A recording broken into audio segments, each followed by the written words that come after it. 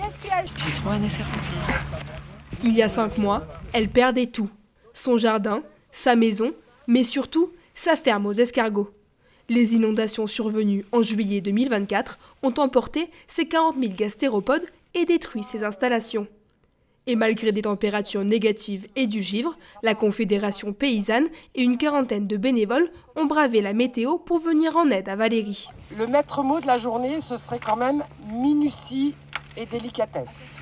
Mobilisés sur 2 jours, les bénévoles se sont attelés à déblayer le jardin des escargots. Valérie a vraiment besoin d'un coup de main pour déblayer tous les dégâts qu'elle a subis et pouvoir remettre en place des nouvelles installations et rattaquer son activité dès le printemps. Il y a quand même dans nos campagnes un vrai reste de solidarité.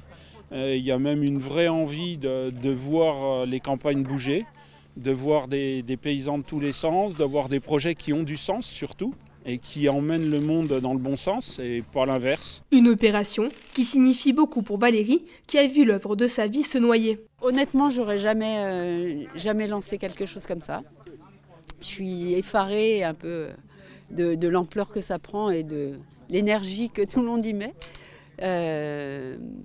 On croit qu'on fait quelque chose tranquille dans son coin pendant 20 ans, puis finalement, il arrive quelque chose comme ça et on devient visible. Et c'est touchant, impressionnant. Je ne sais pas quelle est la vraie motivation des gens finalement. Et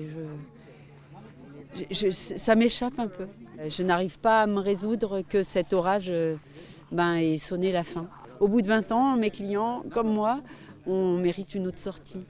De se dire au revoir autrement. Installée depuis 20 ans à Meure, en Haute-Marne, la sexagénaire commence doucement à réfléchir à l'avenir. Elle ne sait pas si elle pourra relancer son exploitation comme avant, mais espère pouvoir rouvrir la ferme pédagogique d'ici le printemps.